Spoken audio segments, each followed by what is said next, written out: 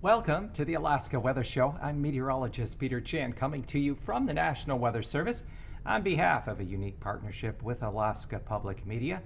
It is Sunday, April 10th, 2022, and if you would like additional weather information on top of what I provide, you can go to weather.gov, and it'll bring up a map of the continental U.S. with Alaska and Hawaii off to the lower left. It's a point-and-click map, so when you select a given area, it'll give you the forecast, any watches, warnings, or advisories that are currently in effect. Looking at the map this Sunday afternoon, we have winter storm watches in the Dakotas back into southeast Montana, winter storm warnings for southwest Montana, and winter storm warnings, winter weather advisories go back through portions of Idaho, as well as Washington State, Oregon, into northern California. We have a broad area of red flag warnings for combination of gusty winds, low relative humidity causing high fire danger from Nebraska southwestward down through West Texas and into New Mexico. Well, across the state of Alaska, we have a large area of high pressure covering much of the mainland, especially southern areas along the Gulf Coast.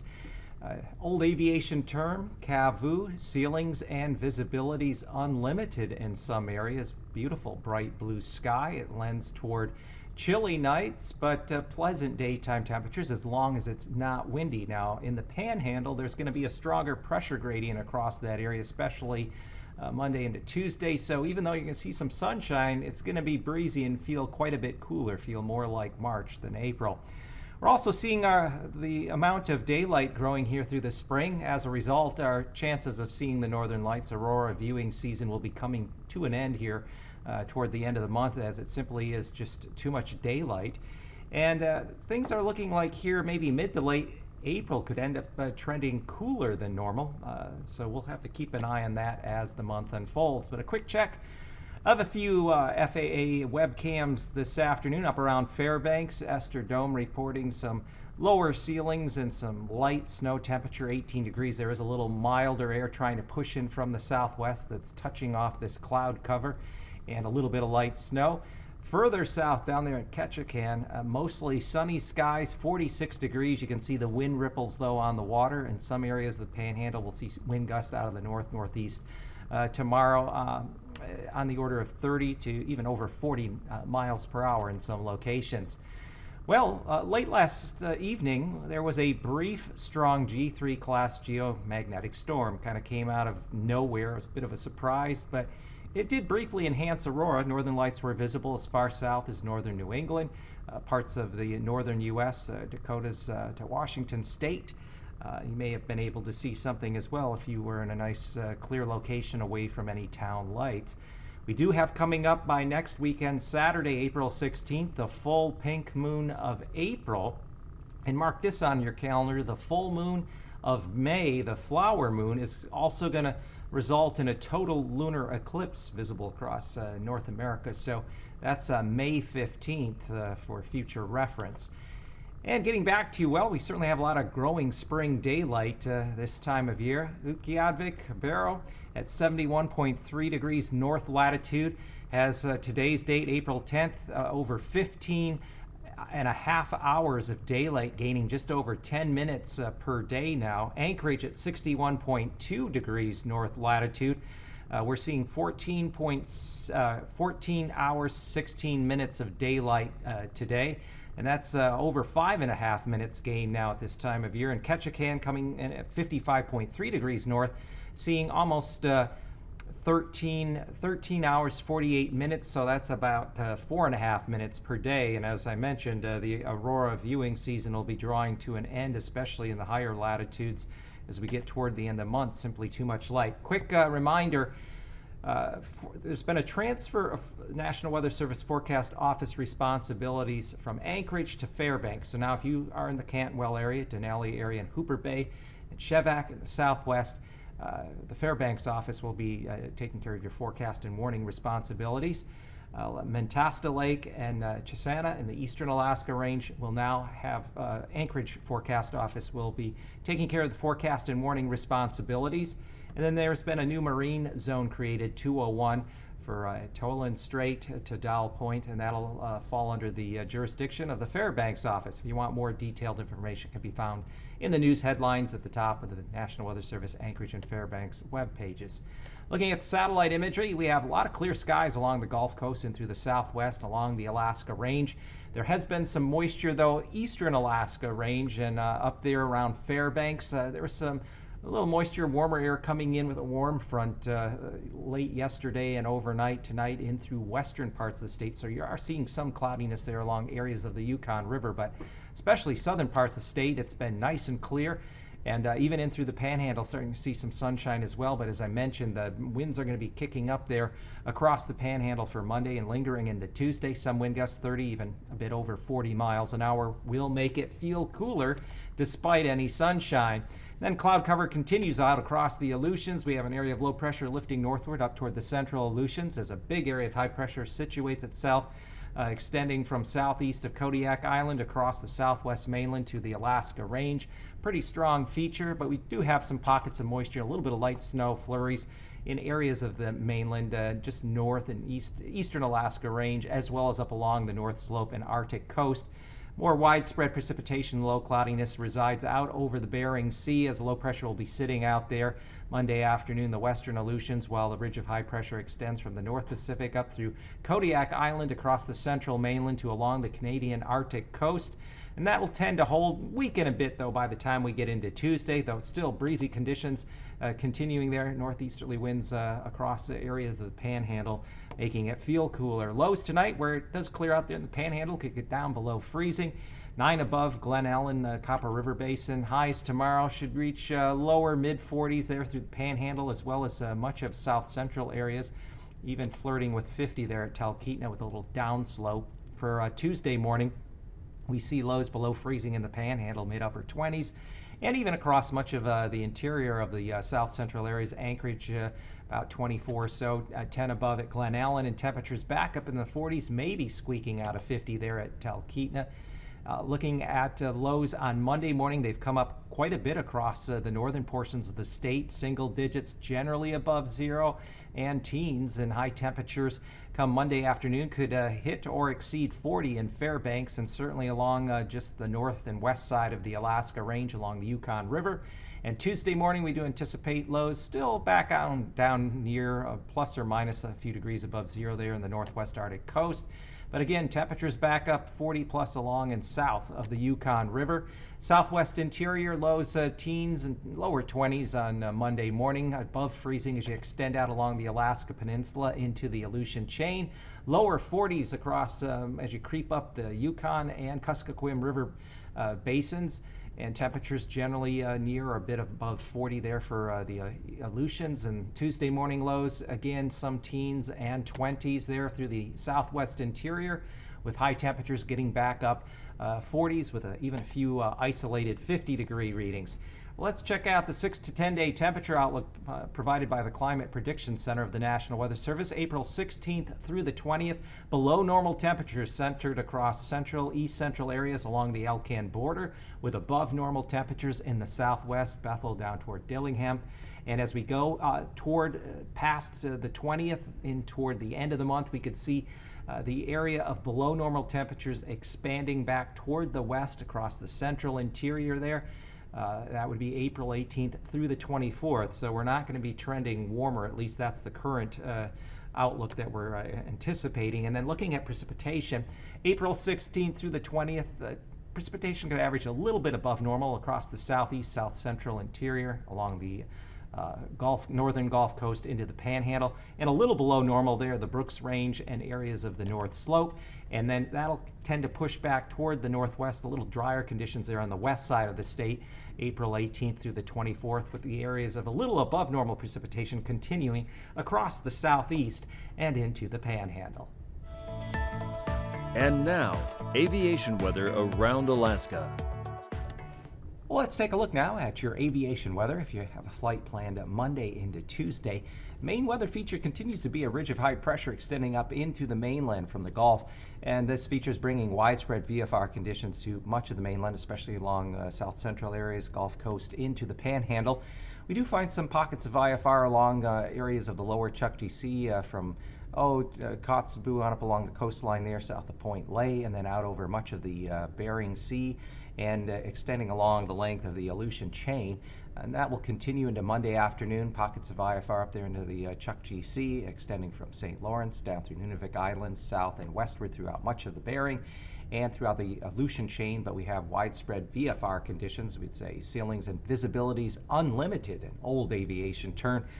This time of year with high pressure, we get really clear skies and rather cool, brisk temperatures. Also, the winds are going to be stronger, especially the northeasterly outflow winds on the backside of the high pressure, I should say, on the east side of the ridge, there through the Panhandle. And Tuesday morning, we expect IFR conditions along areas of the North Slope, Arctic coast down along the Chukchi Sea, extending off along the southwest coast there, the Yukon Delta, and into the eastern Aleutians.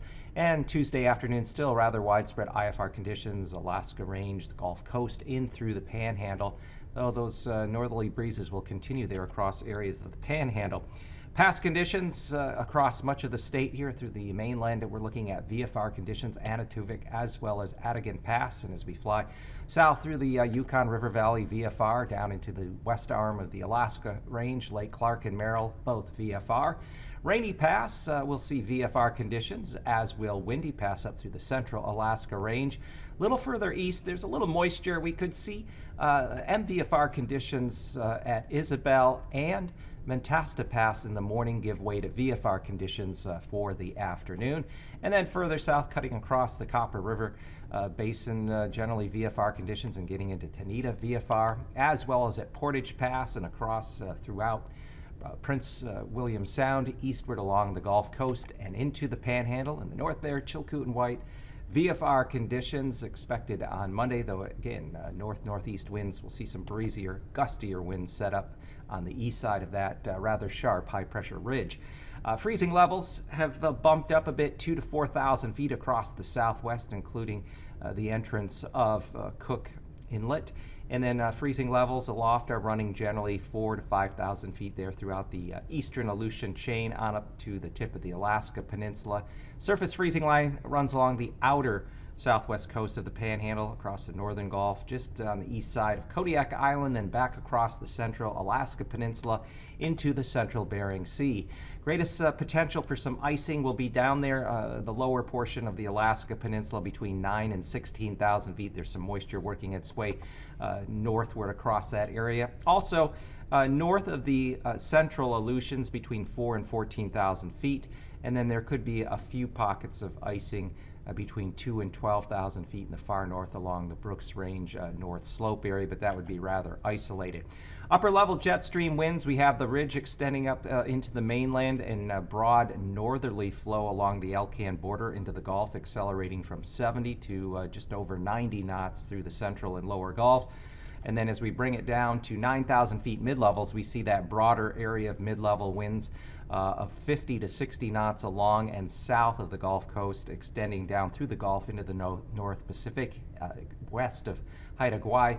Then along the southwest coast, mid-level winds do range from 35 to 50 knots out of the south-southwest, extending back toward the central Aleutians. And then finally, 3,000 feet, we have that high-pressure ridge extending from the southwestern Gulf up to the Alcan border there, just east of the Yukon Flats. And on the backside of that, stronger northeasterly winds, Yakutat around the northern half of the Panhandle could create some bumpy conditions. And then also broad winds out of the south-southwest along the southwest coast there. YK deltas down toward the tip of the Alaska Peninsula and back into the central Aleutians. And this all translates to the potential for some moderate turbulence, maybe even some isolated severe turbulence there in parts of the northern Gulf and northern portion of the Panhandle, surface to 6,000 feet. And then expect areas of considerable moderate turbulence across central, eastern Aleutians on up through at least the lower half of the Alaska Peninsula.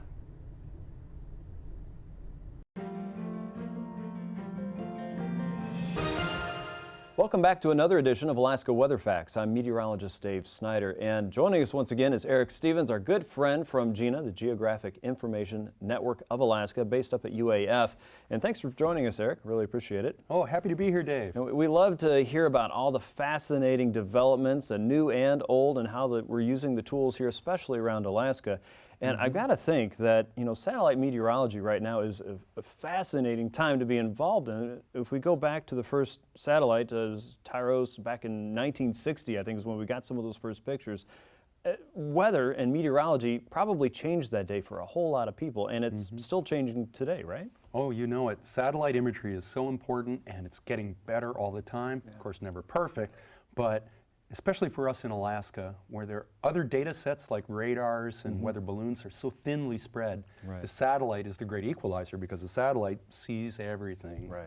Yeah. Right. We've got one particular issue in volcanic ash detection. That's a big deal here. Yeah. You know it. If you fly an airplane into volcanic ash, your jet engine might just fail. And an airplane without engines is in a world of hurt. Sure. So if there's a volcano that goes off, satellite imagery is the way to track that plume of ash and to tell pilots this is where you need to not be to avoid this ash plume. And there's a phrase out there, what's the difference? What's the difference? Okay. Well, it turns out, what we're going to discuss today, that the difference is everything. There's a technique called channel differencing. Okay. That if you take one piece of the spectrum of what the satellite detects and a slightly different wavelength of that spectrum, even though those two images might look similar, magical things happen when you subtract one from the other. And they reveal information that was already there, but it was hard to find until you did that subtraction. This sounds like Nicolas Cage in National Treasure when he's got those fancy glasses and he's flipping one up and back and forth. I mean, is this what we're talking about?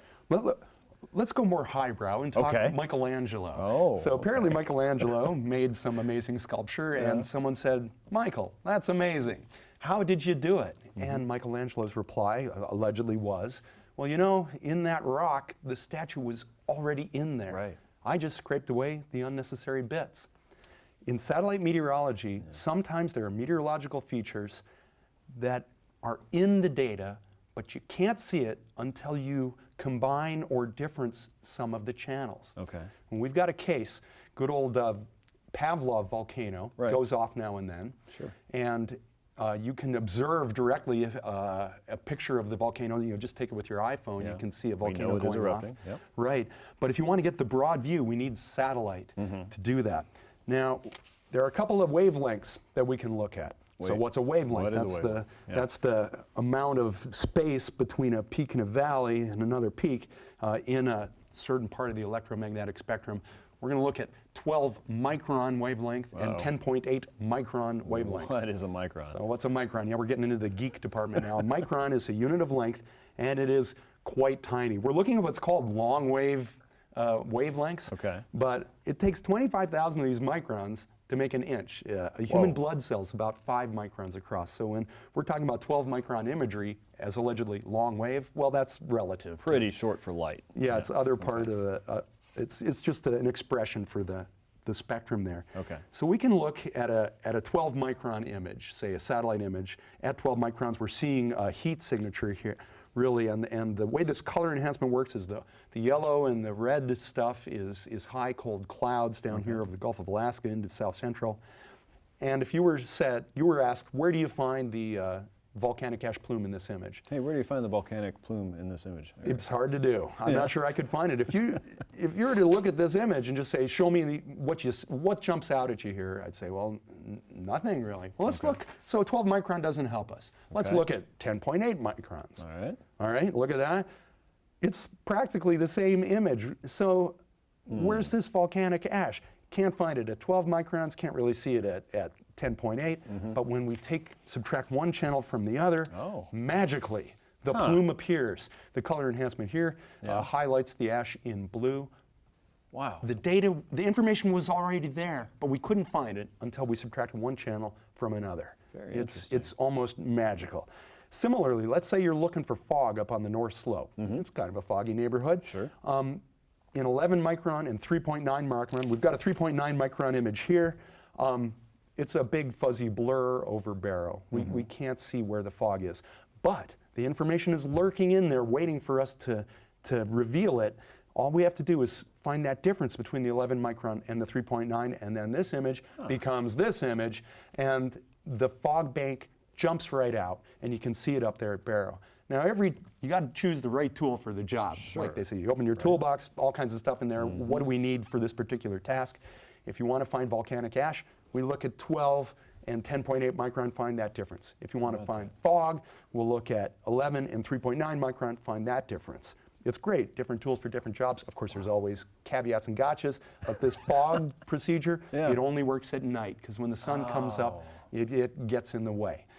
So every product has its strengths and limitations, and in meteorology, the challenge is using the right tool for the right job, and these are some of those tools. And discovery is still happening, even with meteorology. The weather's been around for a long time, but the tools that are being developed to understand the meteorology is fascinating and still very new science. It's such a young science. We've come so far. I'm getting old enough now that I can literally say that, when I was a boy, we didn't have this kind of thing. And there's new things happening all the time. New satellites will be launched in coming years that will have better instruments than ever before. It's an exciting time, and this is so helpful for Alaska because satellites help fill in the gaps between other ways of observing the weather. Satellites, the great equalizer for Alaska. Yeah, and help so many people stay safe in so many ways every day up here in the last frontier. Yeah, that's what it's all about, protecting lives and property. Well, thank you so much for joining us again, Eric. We love to hear about this fascinating information, and boy, it just makes me want to go watch satellite pictures all day. So hopefully we're inspiring more people to do the same thing, and just be curious. It's a wonderful thing. Thanks for joining us for another edition of Alaska Weather Facts, and we'll see you next time.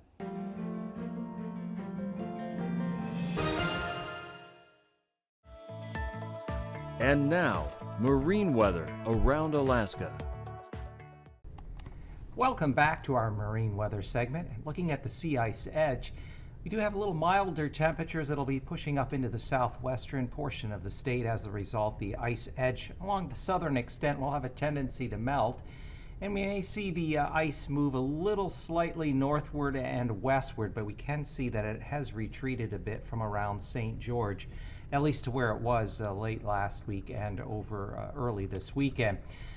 Across the Panhandle, though, on Monday, it will be breezy. We're going to see northwest winds on the south end of the inner channels, Ketchikan, Metlakatla, northwest 20 knots. But as we get up there, Petersburg, Juneau, and Lynn Canal, winds will be out of the north-northeast, 35 knots there at Lynn Canal, some gusts out of the northeast of 40 knots there in the vicinity of Petersburg on up toward Juneau. That could lead to waves of 5 to 7 feet. Along the outer Gulf coast, look for north winds, 35-knot gales, waves generally running in about the 14 to 17 foot range, highest ones being down offshore of Craig.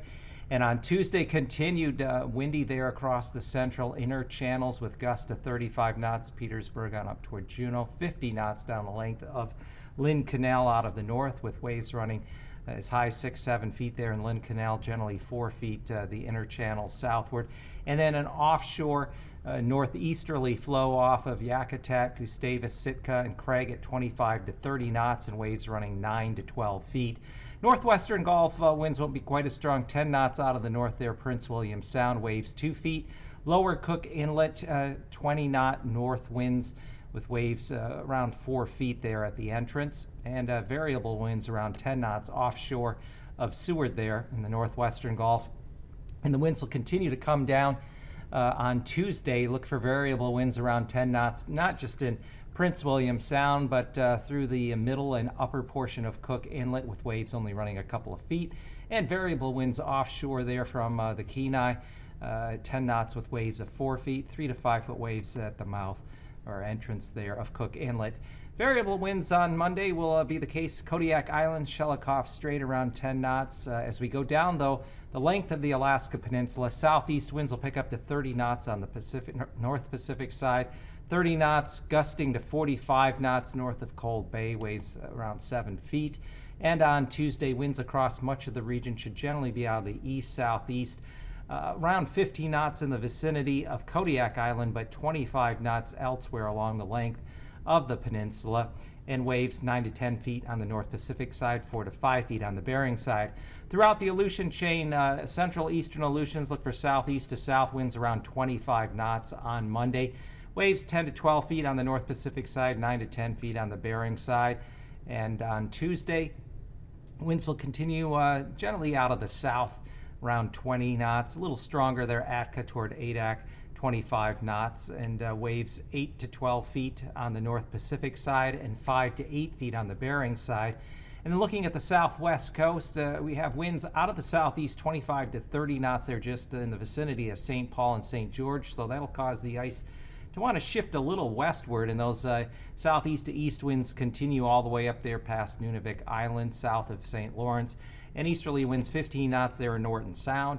And then on Tuesday, winds will continue southeast, not quite as strong there along the edge of the ice there east of St. Paul and St. George, 15 to as high as 25 knots just south of Nunavik Island. And look for generally easterly winds 15 to 20 knots out of Norton Sound and east of Eamonnok and Hooper Bay.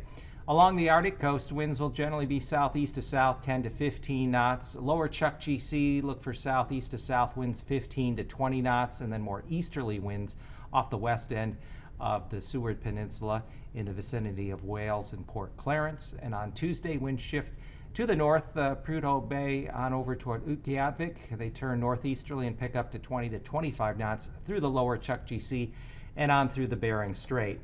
And high pressure will remain in control overnight into early on Monday morning across areas of the southwestern Gulf up to the southwestern interior of the state, back up toward the Canadian Arctic coast, and that'll be the case into the day on Monday. Low pressure will sit out toward the western half of the Aleutians, and breezy conditions will be occurring with some gusts of 30 to over 40 miles an hour throughout portions of the central and northern panhandle, and it will feel cool there despite the sunshine. These forecasts are for planning purposes only. Call 1-800-WX-BRIEF for a formal pre-flight briefing. Always file a flight plan before you go flying. The U.S. Coast Guard Auxiliary urges you to leave a float plan with a friend or the harbor master before you go boating.